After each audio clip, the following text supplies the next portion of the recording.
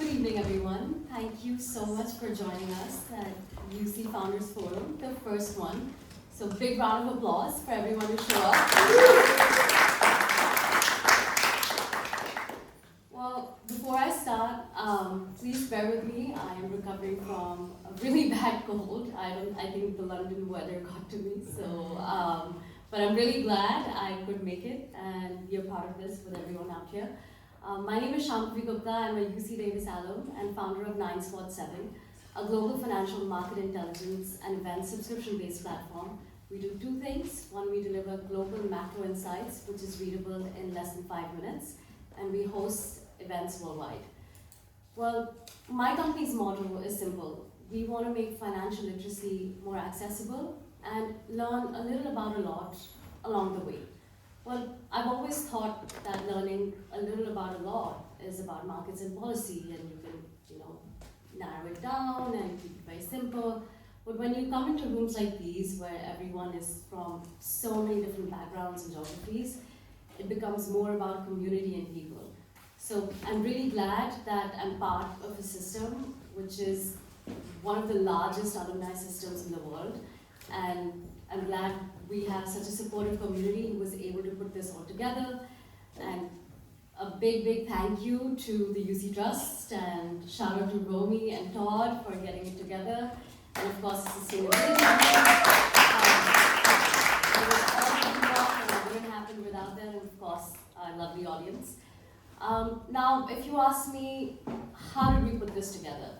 Well, the goal was simple. We wanted it to be an evening where you feel connected and you leave the room feeling you've met at least one new person today that you didn't know from the UC system. The UC system is really big, and considering we're so close to two different geographies. In fact, I don't even live in the UK, so the fact that I flew in for this says a lot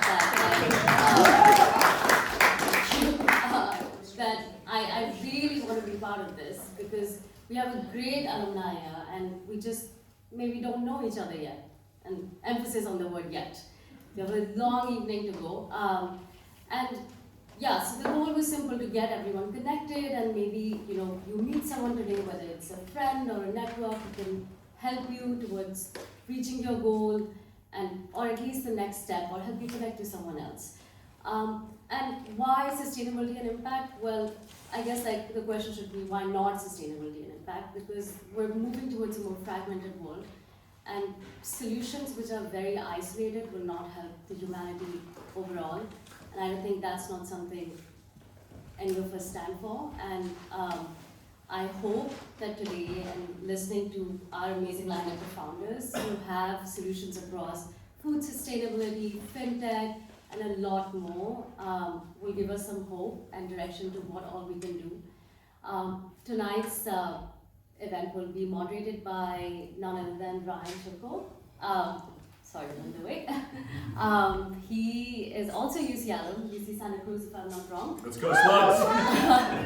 And also an Emmy-nominated journalist, worked across Bloomberg, and a lot of other famous organizations, runs his own PR firm.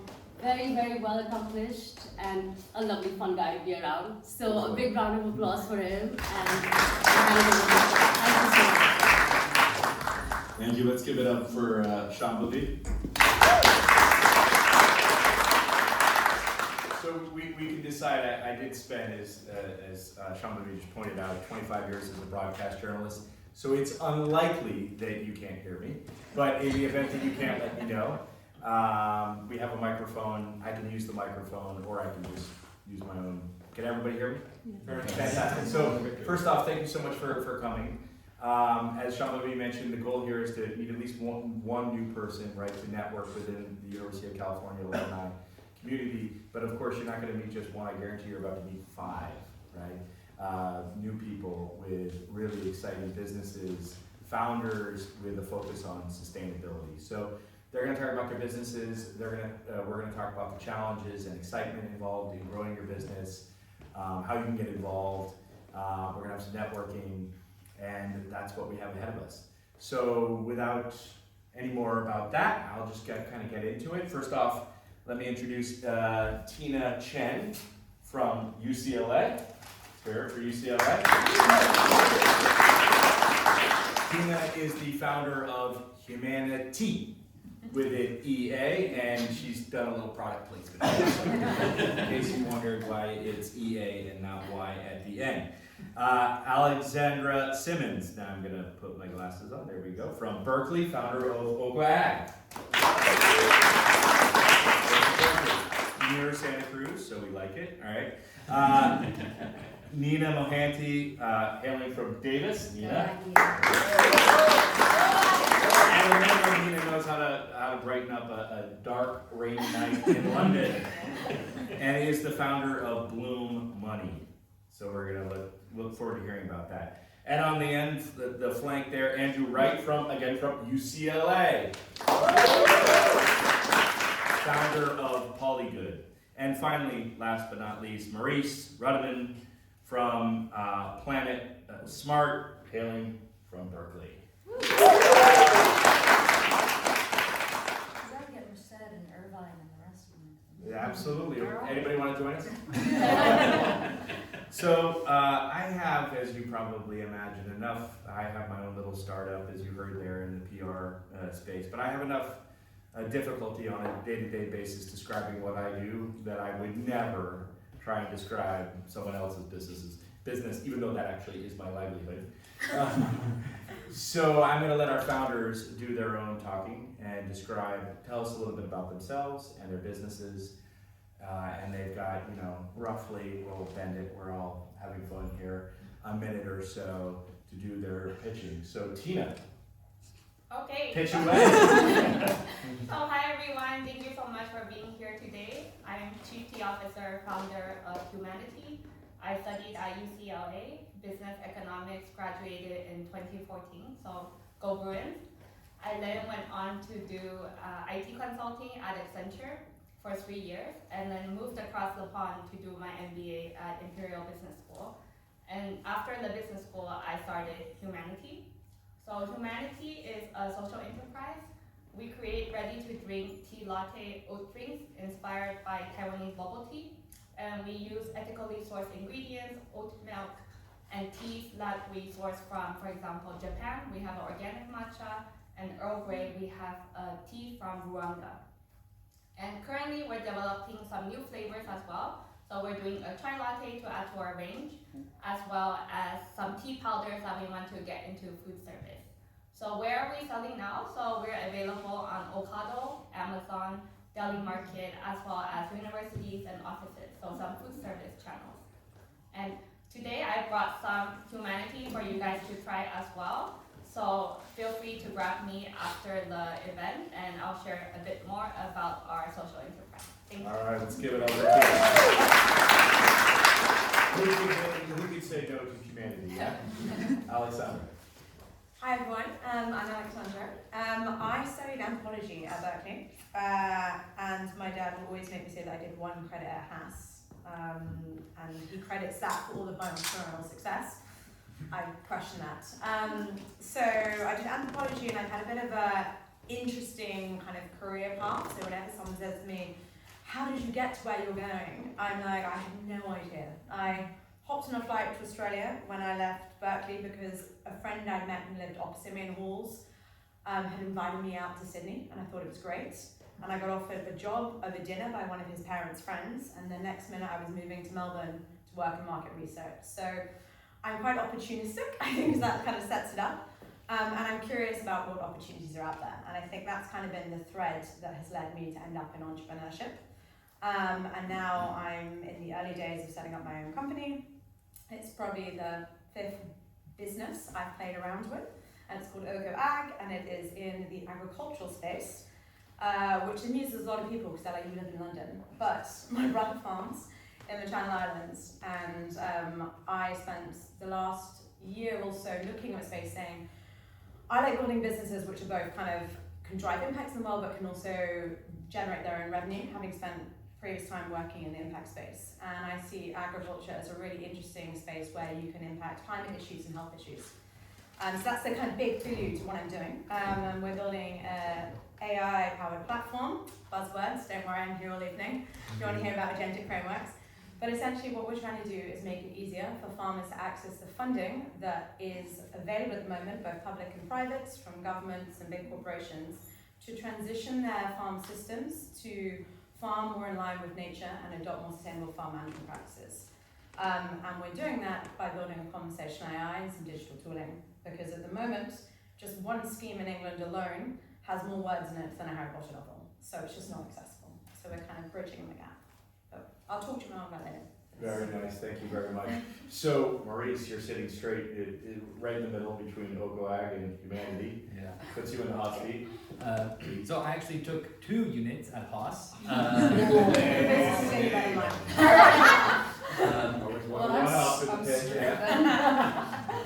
Thank you for UC Berkeley allowing us to do interdisciplinary studies, a bit of economics, political science, and business and international trade. So that's where I came from, more on the international trade side at Berkeley. But I had always worked in government. So I worked for congressmen locally, I was at the European Parliament. And this sustainability thing was always a part of it, right? The congressman I worked for was, his district was the entire north coast of California. So sustainability was, the most important there in protecting our biodiversity and natural ecosystems. And then at the European Parliament was for the liaison between the United States House of Representatives and the Europeans on aligning with their climate goals and doing something about it. So I did the opposite then of a startup, the opposite of an intra-governmental organization is a startup.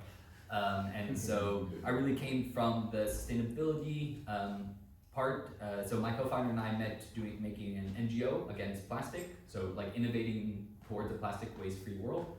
And that's where we really came to the problem of plastic pollution and the largest sources of that, which are actually nappies, as they say in England, or diapers, menstrual pads, and adult incontinence. And the key part of that is a polymer, so a superabsorbent polymer that absorbs liquid and keeps its users dry and comfortable. And that's the one part that we currently can't make bio-based or biodegradable. So my co-founder is a chemist, and so he proved it out on the chemistry side, and my side, on the business side, was to go to diaper companies and show them just a prototype and say, hey, what do you think of this? And there was so much interest that we got, interest immediately, LOIs, contracts, and we said, okay, this can be a business. So I moved out to London and we created Planet Smart. So we're a material innovation company. So we focus on making materials, selling it to manufacturers that then incorporate it into end user products. We've been at it for 2.5 years. We have our own lab out in West London. We've raised pre-seed of around $1 million, and we're just expanding in the new year. So super excited to talk about my journey. Very cool, thank you, Maurice. Andrew. Yeah, hi, I'm Andrew. I'm a UCLA Anderson MBA graduate from 2010. And I have a day job in a financial services company, but as one of my sidelines, I'm also a founder and director of the Good Plastic Company, which is a kind of provocative name. We're also interested in this issue of can plastic be good? Because it's a wonder material, but obviously we're aware these days of all of the negatives that come with plastic, and we wanted to contribute towards solving this problem of plastic waste. And so our main brand is our main product. It's called Polygood, which is a surface material. So we take plastic, it's 100% recycled plastic, and we make these sheets, these panels of material out of it in different thicknesses and lots of different designs that are used for interior design elements, furniture, wall cladding, things like that. So we sell into the sort of retail industry, hospitality, office spaces, all those kind of places, with the aim of trying to find a new life for as much, as great a volume of existing plastic as possible. So it's 100% recycled, we don't add anything to it, and because it's one type of plastic, even though there have been different materials used in the original material, it's 100% recyclable as well. We have a take-back program to repurpose that material or the plastic at the end of its useful life. And so we've got various certifications. The one that I think we're most proud of is a cradle-to-cradle certification, which we're actually the first plastic material to actually achieve that certification. We work with the largest architectural firm in the world, Gensler. They helped us to design a specific collection of our kind of most kind of sophisticated patterns, I suppose, and they're helping to promote that in all their offices around the world. And we've got lots of great customers like Nike, so the Westfield Nike store here in London, lots of the furniture there is made out of our material. In fact, pretty much every Nike store in Europe has something made out of our material, even if it's just the kind of clothing recycling bin. We work with IKEA, we work with Samsung, and in fact, one of the clients that we're going to get next year is UC Davis. So there's some sort of associate professor there who leads some sort of research team and has students working on designs for things for the campus itself. So there's been an order has just been placed at the moment for some of our panels, which will be incorporated in some furniture in the library there sometime next year. So Amazing. yeah, that's us. Thank you. So, Nina, bottom of the ninth, it's your turn to pitch. I can't believe you're doing that as a side gig. Yeah. Can we learn that question later? Yeah, let's revisit that later. I'm like, I can't even handle one job. Hello everyone, I'm Nina Mohanty. I'm the founder and CEO of Bloom Money. We are a fintech company serving diaspora communities. I used to say migrant communities. That has unfortunately a bad connotation these days for sad reasons. I'm a UC Davis alum. I studied international relations with an emphasis on counterterrorism. Ooh, fun. And ended up coming over this side of the pond working for the Obama administration. So previous life in civil service, and while it's really rewarding, turns out it's really slow. So pivoted my life, did a master's degree, for those who don't know, learn, and fell into the world of fintech where I've been ever since. So some of my exes include MasterCard, Starling Bank, Klarna. For now, they're more famous than I am, but we're working on it. And ultimately, I never thought I would be a founder. I still can't believe it, really, except for I'm not paying myself for a year, so that's how I know. My parents begged me, please do not do this. But I became really frustrated working in the fintech space that so many people were building really cool products. I was building interesting products, but always building for the same person, the same demographic, which was usually Henrys, high earners, not rich yet, or high net worths. And as lovely as it is to be a Henry or a high net worth, I'd take either. I mean, I would also take either, but it occurred to me that perhaps we should be using this technology to actually service people who could most benefit from it. And that made me think about my own community as a daughter of immigrants, as now an immigrant here. I live in Lewisham, I'm surrounded by immigrants, and realizing that most of the innovation for immigrants is focused on money transfer, remittance, sending money home, and not focused on building financial resilience where people are in their chosen home. And so that's what we're tackling, working on helping people who are making a new home feel like home and build a financial resilience while I do it.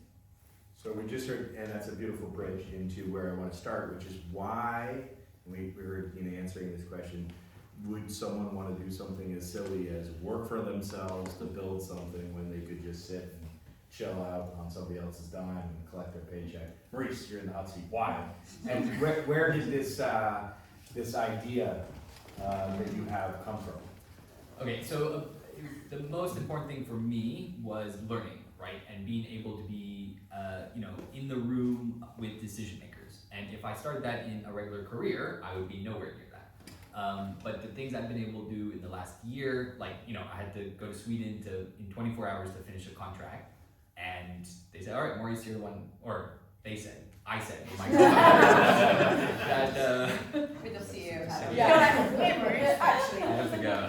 And then the finance guy, is this okay? Yeah.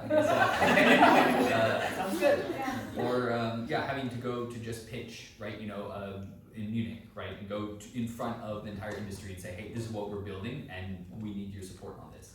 And so learning has been my reason, and the thing that motivates me when we don't get paid, motivates me, when you're up until for submitting a grant application, is like learning and being in places that, if you did the original career path right, they wouldn't allow you. I guess where the idea came from was, like I said, this nonprofit, and I think the big thing that we learned from that was like, okay, there's a problem that we're going to find a solution for.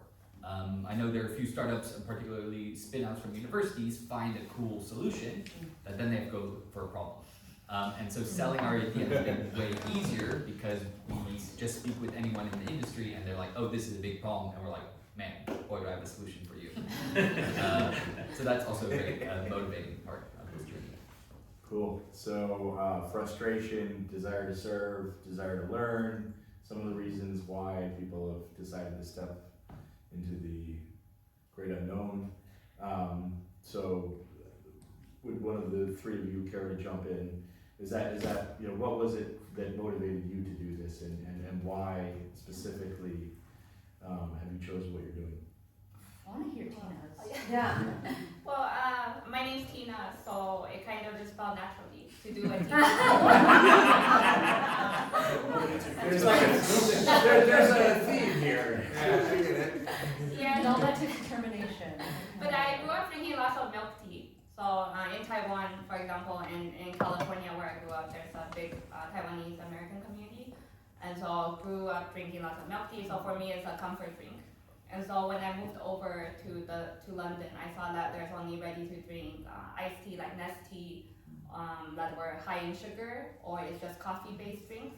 So I wanted to bring something new to market. So when we launched, we were the UK's first ready-to-drink tea latte oat drink. I know it's a mouthful, but for example, this Earl Grey tea latte, it's inspired by London fog latte. So people in US or Canada would know, but in London, no one knows what London fog latte is. And I later figured out. They're like, what's London fog latte? Yeah, they're like, oh, London is quite foggy indeed. So yeah, that's kind of how I started. And I set it up as social enterprise because I wanted to have positive impact as a business. So as a founder, you get to choose. Like you get to do something good for the world versus if you work for a corporate, you kind of in that role, you might not be able to change the whole structure of the business. So that's what made me want to start a company. Thank you. Alexandra, I'm going to pick on you next.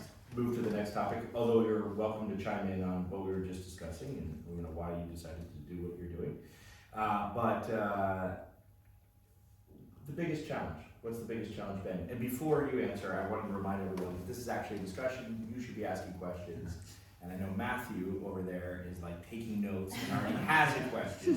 So as soon as Alexander's done, he's going to chime in. But please, Alexander. Is this a space where we put our challenge out there and then Matthew solves it by the time we got round? let's Or see. reverse challenge day.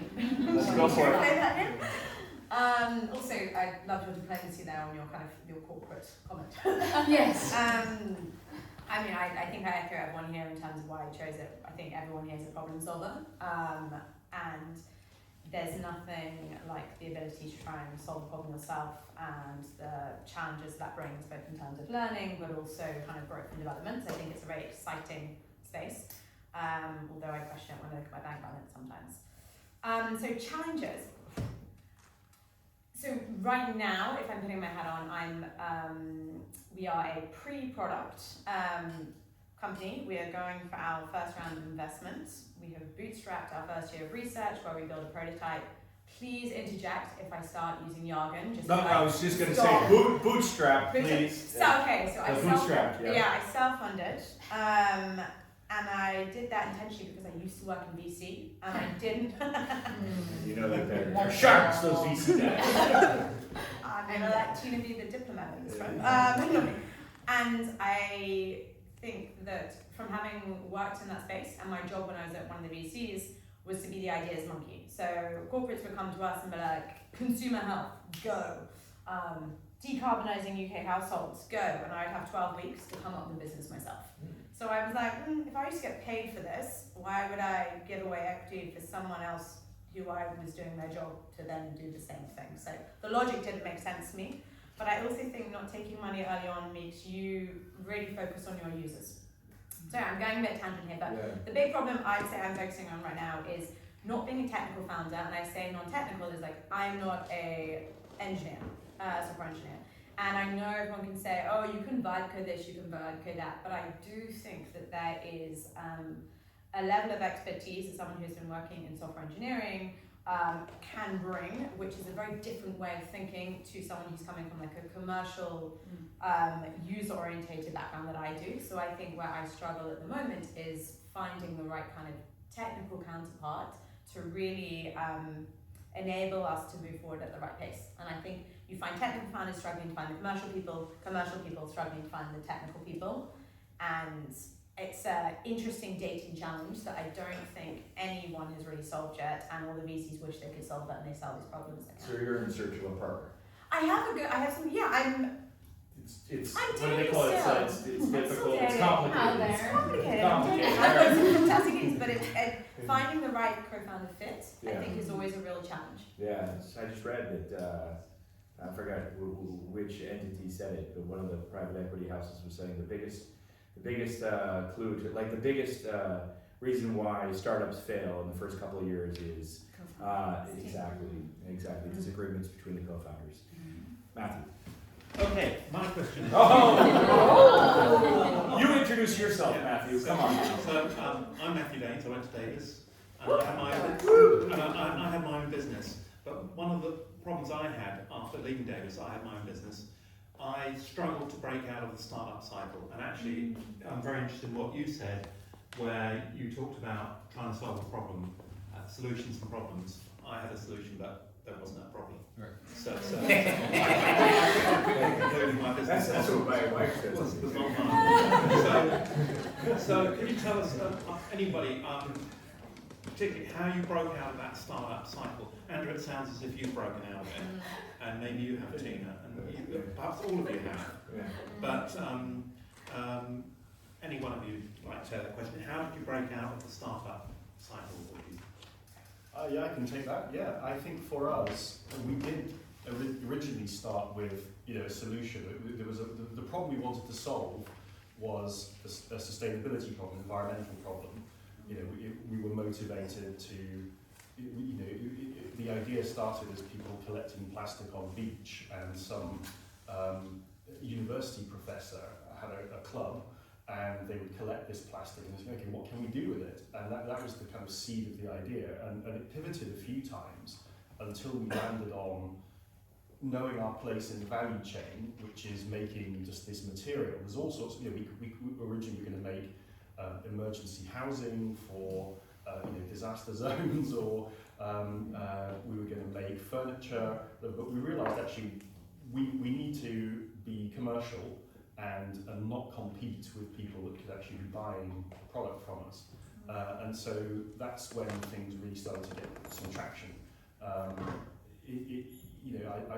think to talk about my motivation, I do have other jobs, and my time's limited. I really wanted to get into something entrepreneurial, but it had to be something also with that sustainability angle to it, or not necessarily sustainability, but a sort of double bottom line kind of business for it to be interesting enough to be worth my sleepless nights and lost weekends.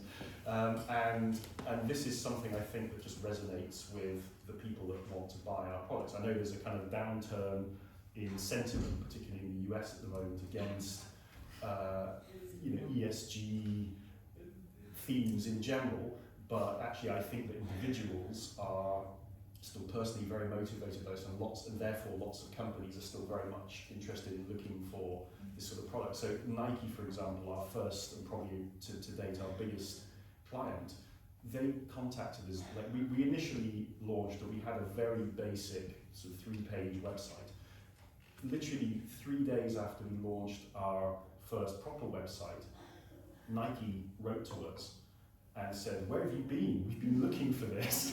So yeah, that was kind of that gave us a huge amount of confidence that what we were doing, was actually going to have serious demand. It's going to be pragmatic, line of business to be in. Interesting insight. Hi, so I've got something that you see Berkeley I want to ask. How do you define the end of the startup cycle? What signifies for you the end of the startup cycle? I don't know. I mean, I'm just aware that often you meet up startup people, and that we've had them in the network, and they always in startups. Every time you talk to them, they're in another startup, and it's breaking out of that cycle. Because And I think it depends a little bit. Like I was in San Francisco recently, and I was talking to a friend and said I work for a startup. And then I realized that there were 8,000 people working for that. So what's a startup? Well, we know, scale-ups. They call themselves scale-ups. We're like, we're a small, cool company, scrappy, 400 people, Well, for us, like out of the scale-up, like to me, out of the startup is the scale-up, right? So the startup is, the idea, and you can be bootstrapping it, or you just raise that initial bit of money to just start. But for me, it's like that inflection point. Here's another startup word of a point where you're able to scale and address the needs of your customers. It's like, okay, now you're more of a proper company. Product market fit. Exactly. And I think recurring revenue and kind of that longevity in the marketplace where you have a roadmap where you can have product market fit, which is backed by revenue. Yeah, and then when you have to then make cash flow decisions, that's like, okay, you're in a company now, right? That's like, More established, yeah, exactly. Tina, you've been quietly drinking your 2 years. Well, I mean, food and drink is super competitive. So it's a high capital investment because you have to fund the ingredients, the production, and so I feel like we're still in startup mode. We'd like to break out of the startup mode, but very much still doing, like, for example, I do the marketing, I do the sales, I do the logistics, I do the operations, I do the recipe development. So I'm kind of still doing everything. So if a big company like, similar to Nike, but in food and drink world came knocking on our door, that would definitely make a big difference. So we have a question over here, but before we get to it, just a real quick one from me, just one word answer. Startup, is it cool or stigma? Like when you talk to other people. Cool. Cool. Yeah, Yeah. So it's cool that way. Yeah. Yeah. So basically, there's no need to actually succeed. You just can keep starting up. Not cool with my parents. No, My parents like, get a real job. Move back sometimes. One day I'll be Yeah. So your question. Hi, I'm David. Great jumper. Great jumper. You two found one another. Well, that you were looking for a partner. I went to graduate school at UCLA. Had a good time. One thing that I've noticed living here is that California is not in the UK. But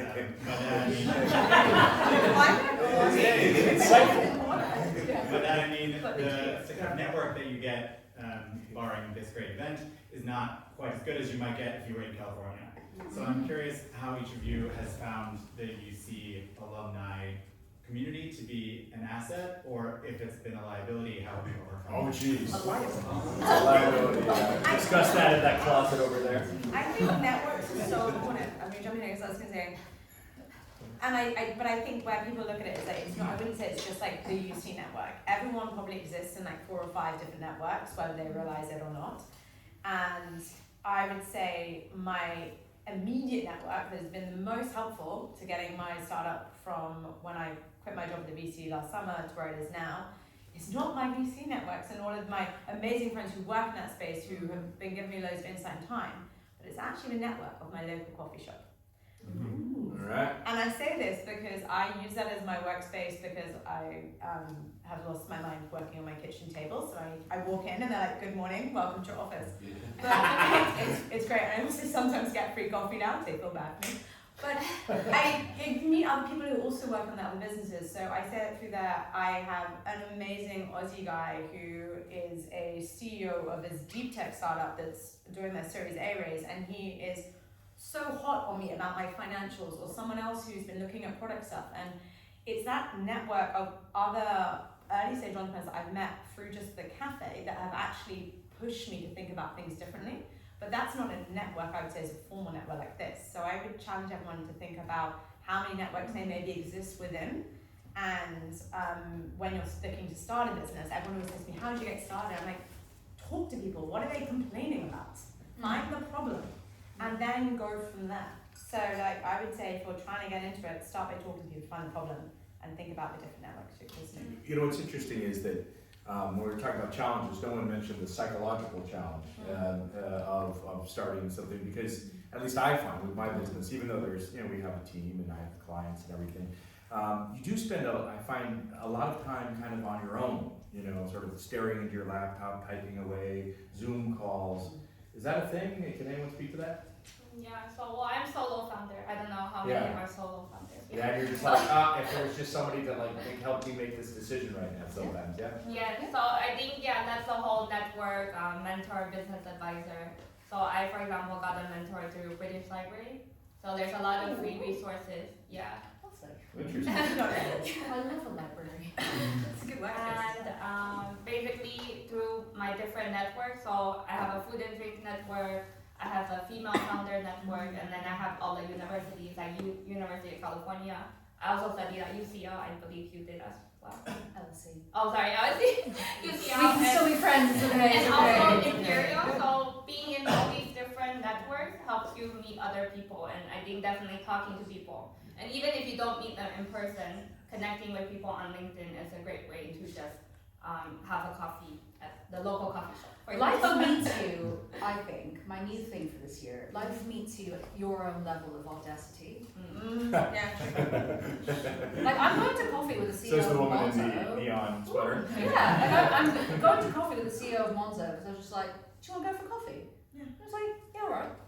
I mean, like, yeah, just ask. My life motto before that, and leads into that, is if you don't ask, the answer is always no. I wanted to touch on your question though, and maybe address it in a different way, because shamefully this is my first UC alum event in 10 years of being here, so sorry. And the first of many. Always welcome. But I often get asked, because I'm from the Bay Area, the South Bay, grew up there.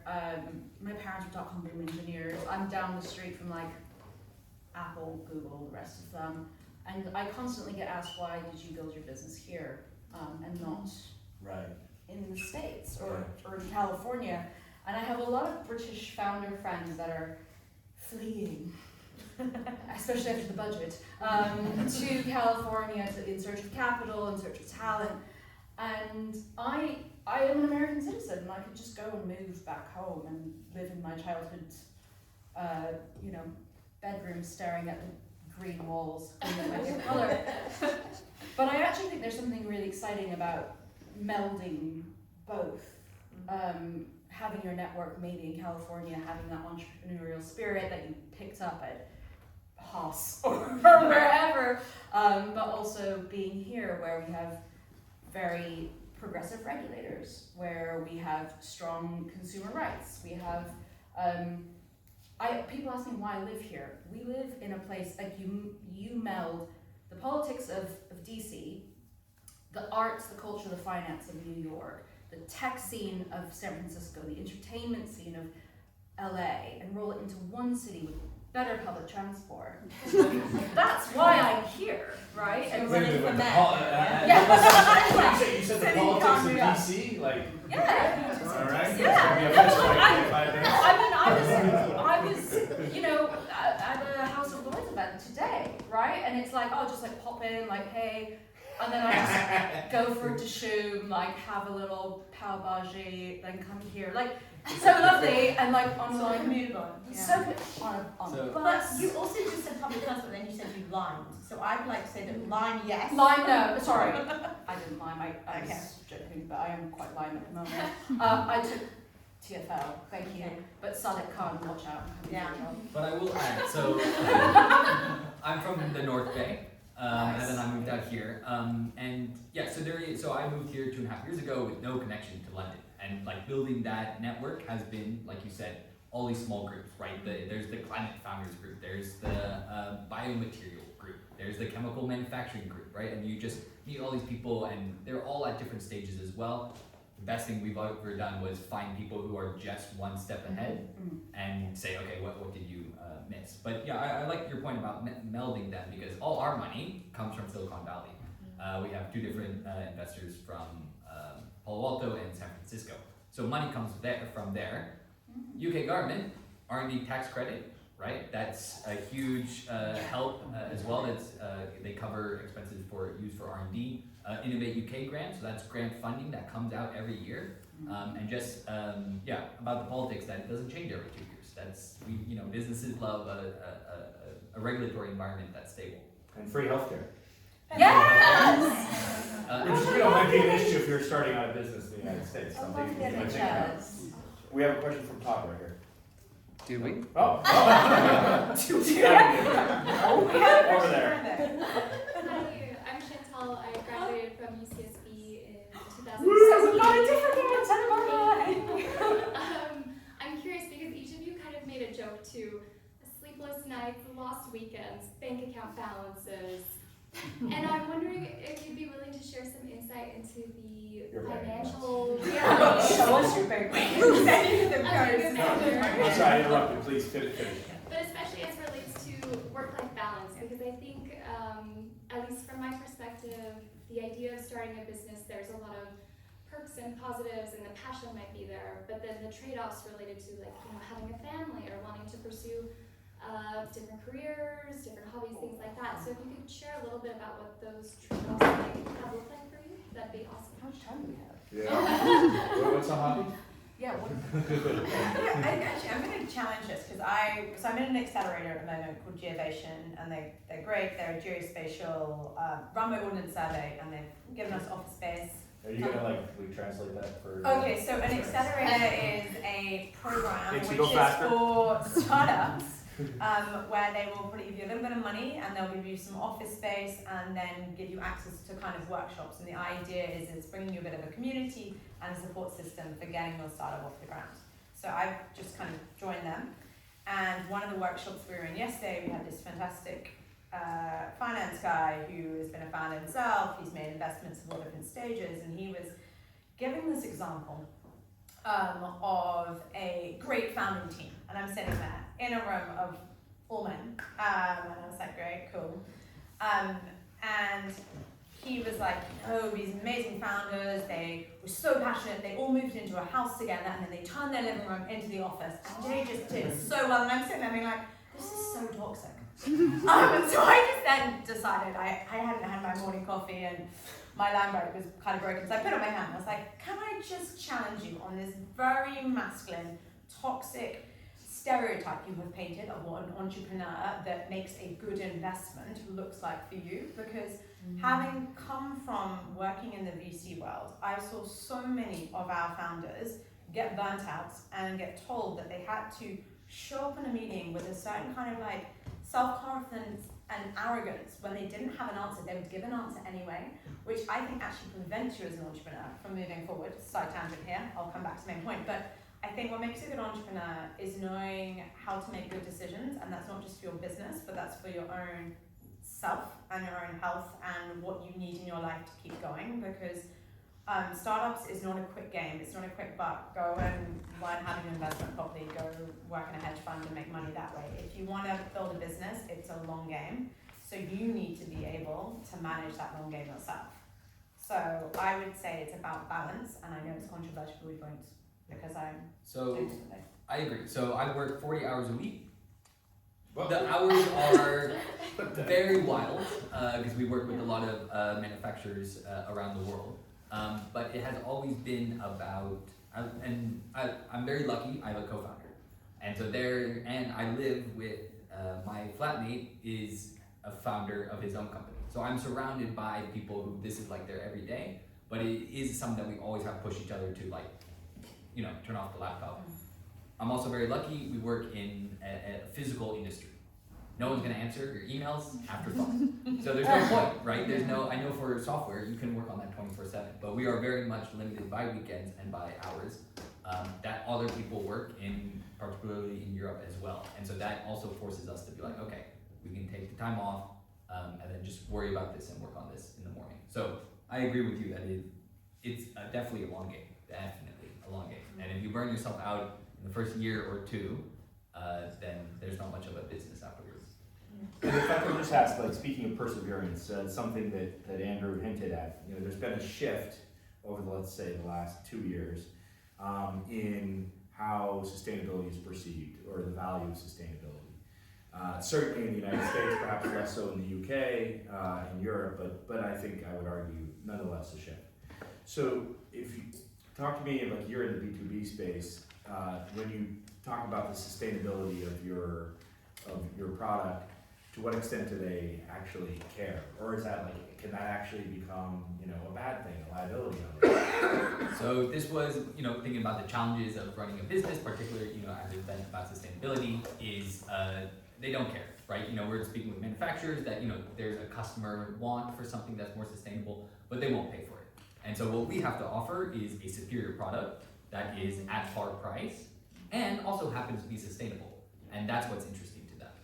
Because it's not the marketing person we have to sell to, it's the procurement manager. And their job is what is cheapest and what performs well.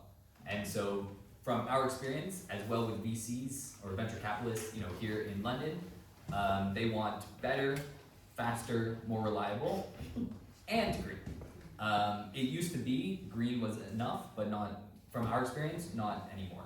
And so all these, you know, lower, I'm not gonna name them, but like, you know, firms that just focus on like carbon impact, it's carbon impact after you prove you have an economic product. Tina, last question, is humanity in that case, B2C product, still appealing? Yes, good question. So I think consumers are actually more aware now about sustainability. So for example, using economic or where the origin of the product is from is very important to the consumer. Of course, price is still a big issue, because if it's priced too high, then they will still pick something perhaps that's a bit cheaper. But then at the same time, taste is also very important for food and drink products. But I think overall there is more awareness and there's more interest in sustainable products. And that's why you see like B Corp, for example, more companies doing B Corp, more companies that are social enterprises, and more companies that are focusing on showing their emissions and so on. Well, that was a really exciting conversation. I'm told, Neely has a question, I'm told I have to wrap it up, so I will wrap it up. But I think that we can continue the conversation following this panel discussion as we're networking. Obviously, they have more to share, and you can help them on their journey and benefit from that as well. So please join me in giving them a big round of applause.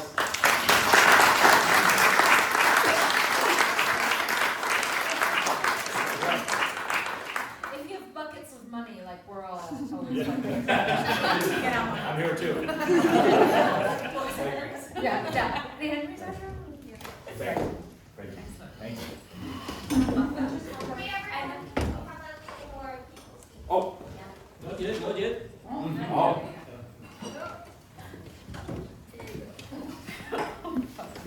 Hi everybody, thank you for coming. I'm Diego Groiso, I went to Haas 20 years ago. I'm the co-chair of the Sustainability Committee. We organized this. I want to thank Shambavi for coming up with the idea and guiding us. Thank you for the panelists, very inspiring. We organize events every couple of months, either virtually or in person. We do events like this. We did another panel on entrepreneurship, or we bring professors to, not bring, but bring virtually by Zoom, bring professors to speak to us to different topics of sustainability. So if anybody's interested in participating or seeing an event coming to life, come and talk to us. We're always looking for new members, new people that want to contribute. As a bonus, I wanted to add one more startup. Carlos and I are also working on an idea. It's not a startup, you see, it's a pre-startup. we are there, we are on the trajectory. We are working on a solution to the problem of many large organizations are mandating that their contracts depend on sustainability transparency, like Scope 3 emissions. If you want to buy from me, you have to report all of this data to me. but that requires a lot of suppliers to provide data that they don't have. They don't have the knowledge, they don't have the skills. So we're building also an AI-based platform, fancy word, based on Gen AI, but adding a curated knowledge base of sustainability to provide more reliable answers from what ChatGPT can do, because we know ChatGPT lies, so we don't want to lie. And also in an environment that is private for companies. So we want to provide not just answer to the question, but a guide, because we believe that to answer all of these questions that need to be answered, organizations need a cultural transformation. So there are a lot of changes inside the company that are going to be needed, like how to get the data, how to get the right materials, how to get the right supply chain. So there's a lot of changes that need to be done, and we want to guide organizations into that. So we are working on that. One answer to the job balance. I was in the train working in my laptop in one prototype, so working in sometimes 6 hours a night. So this is normal. Doing 2 jobs and 24 So if anybody's in the space, come and talk to us. 24 hours, yeah. And with that, I'm going to pass to Jody for a special announcement. An extra special. Thank you for that fantastic panel. I'm really interested to speak with each and every one of you after this. I'm Jody Anderson. I'm a trustee with the University of California, and I also used to be a senior director at the Trust. I have the pleasure of saying a few words about one of our alumni leaders, Jason Mulring.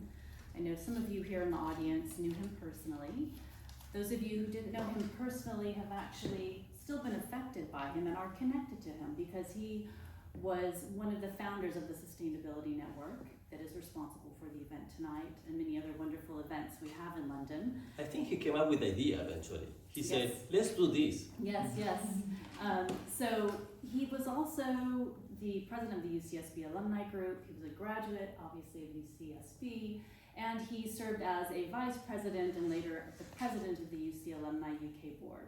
So over a decade of his time was invested in the community here. And like many of us who've moved to London, he found it personally somewhat isolating and challenging. When he first arrived, he knew nobody except for his romantic partner. And he found that when he connected with the University of California here, that he made fast friends and made meaningful connections for life. Some of you may know that Jason had a battle with glioblastoma, and sadly we lost him earlier this month. He gave so much to our community here in the University of California.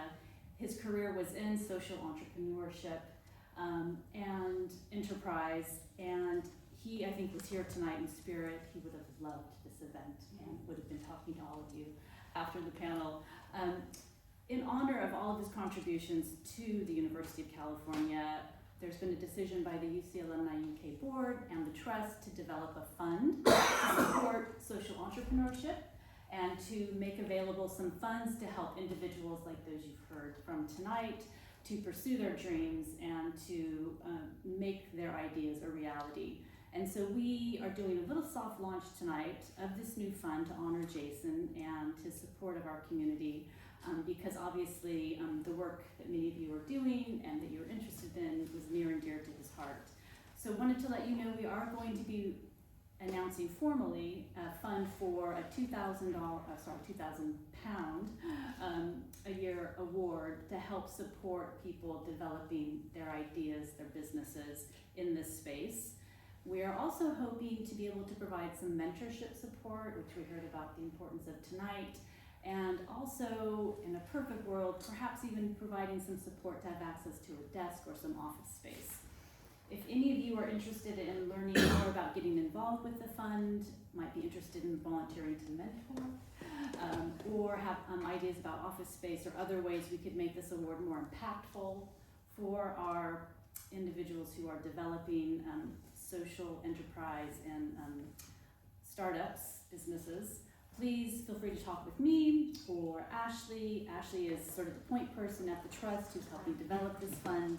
And we do have a flyer we're going to put on the back table, which will have a scan code if you want to make a donation to the fund, but we will send more details about the fund as a follow-up to this event. And just again want to say, in honor of Jason, that I think he would be very, very happy with the direction of the network. And thank you all for being here tonight and helping make our community a really wonderful one to be a part of that supports lots of important initiatives.